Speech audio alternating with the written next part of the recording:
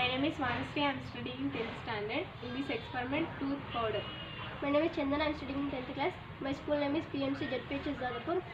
My experiment name is organic tooth powder. My group name is Ignite. My name is Chaitanya. I am studying in 10th class. Problem. In our society చాలా మంది dental problems face చేస్తారు. ఎందుకంటే జంక్స్ food తిన్నందుకు వాళ్ళ పళ్ళు అనేవి ఎంతో పుచ్చిపోయి వాళ్ళు dental problems అని ఫేస్ చేస్తారు. దానికి ఒక సొల్యూషన్ తీసుకొచ్చినాం, అది ఆర్గానిక్ పౌడర్. దీని వలన మనకు పళ్ళు ఎంతో ఆరోగ్యంతో పుష్టికరంతో తయారవుతాయి. మన నార్మల్ పేస్ట్లో pH వాల్యూ చాలా తక్కువ ఉంటుంది, అది యాసిడిక్ నేచర్ కలిగి ఉంటుంది. ఈ టూత్ పౌడర్లో ఉన్న నేచర్ ఏంటంటే అబోవ్ 7 అన్నమాట. న్యూట్రలైజేషన్ చేస్తాం మన మౌత్లో ఉండి.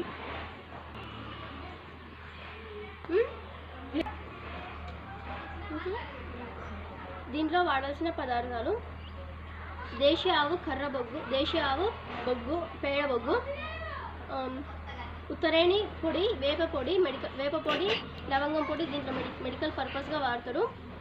ఇంకా ఆవు పెరుగు, ఆవు పాలు, ఆవు నెయ్యి,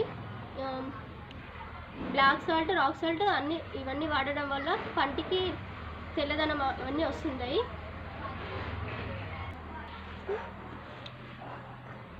ముందు మనం పొడిలన్నీ కలిపి పెట్టుకున్న తర్వాత లిక్విడ్స్ అంటే పాలు, కడ్డు అవన్నీ వేసి కలిపి పెట్టుకొని డ్రైలో పెట్టి లాస్ట్కు నెయ్యి ఇంకా ఉత్తరేణి పొడి వేయాలి. లాస్ట్కి వేస్తే అది మొత్తం మంచిగా అయ్యి మనం అప్పుడు వాడచ్చు.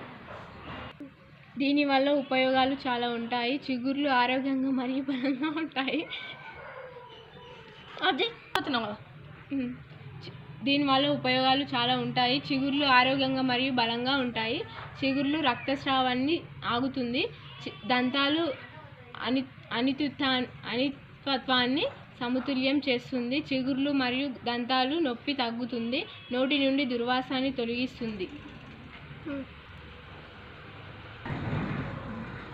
వాడే విధానం: చిన్న చెంచా అంతా పౌడర్ తీసుకొని బ్రష్ మీద వేయాలి.